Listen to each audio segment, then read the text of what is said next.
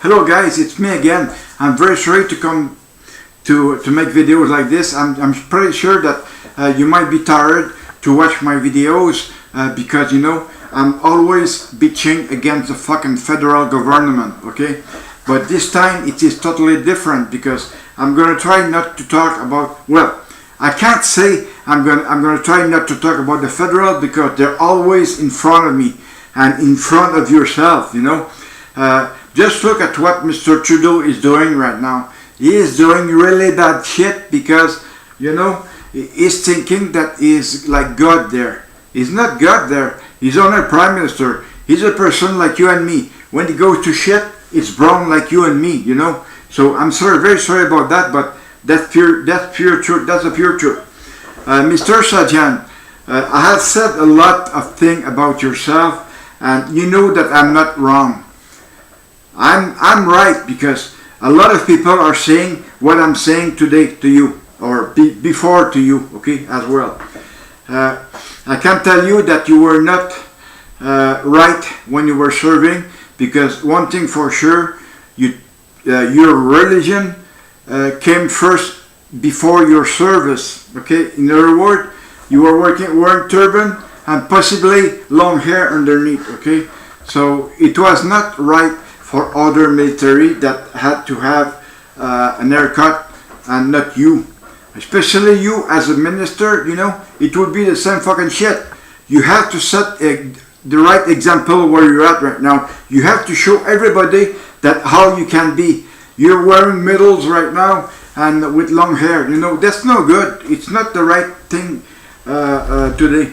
It's very bad. Anyways, Mr. Addon, you know I hate you a lot because of what you have done to me.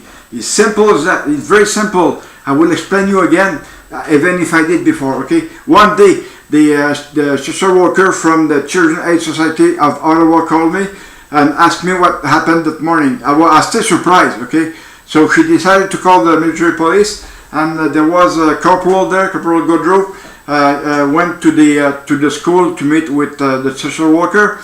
And so they started to ask my little girl, who did that to you? The first time she said, I did that running down the hill. The second time, she said, it's mom. And then the third time, she said, it's dad, okay?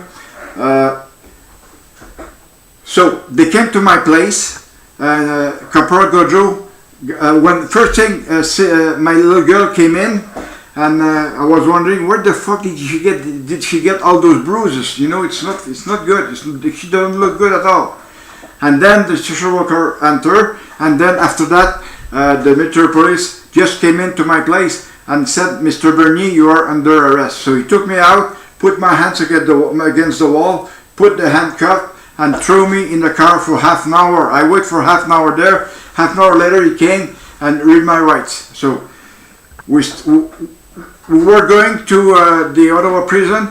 The only thing I say is that where are you taking me? Where am I going? You know, so they told me they were going to the Ottawa prison. While I got there, so I was in a big cell with a real criminal, okay? So they decided me to throw me in a small cell, okay? And at noon, they came with a lunch. I had a chicken sandwich and a hot orange juice. So I started eating my sandwich, and there was a hair in my sandwich, so I didn't eat it.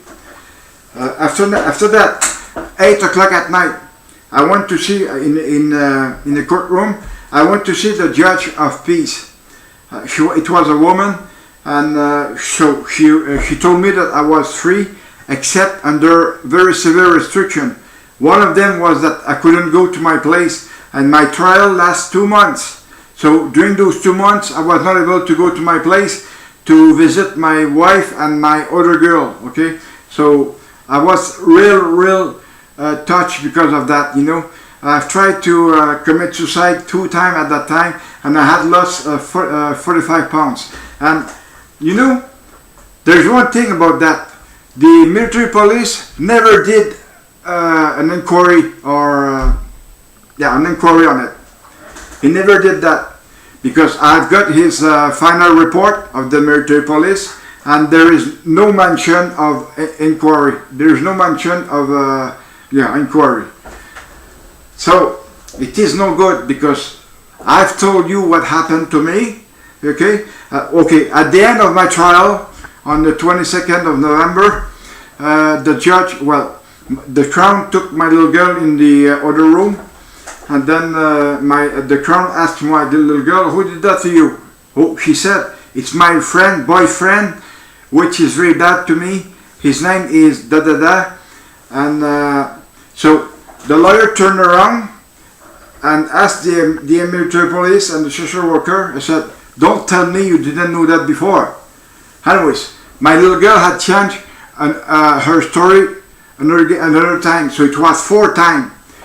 So how can a military police arrest someone when they have 4 different versions? You know, how can they do that? You know, it's very bad. It looks very bad to them, you know, because they don't know how to make inquiry at all. Corporal is not qualified to do inquiry on that, and you can be sure of it, because look at what happened to me.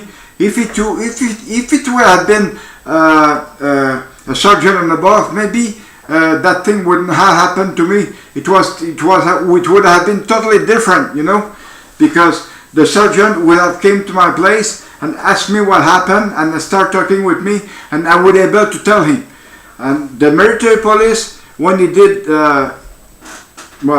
he didn't go see the witness that there was at the bus stop, because, you know, it was going to go against him anyway. Myself, I have witnesses at the bus stop, and the military police didn't go to see him. Okay, at one time, I was at 25 CFSD. Okay, one guy committed suicide in his wardrobe. Okay, the night before I was in his room, we were talking just about everything, and he told me that he had problem at work with supervisors, and you know. So I heard the next morning that he had committed suicide, so that hurt me again, okay? And the military police didn't come to me and ask me question about that. That means that they didn't do any inquiry at all, okay?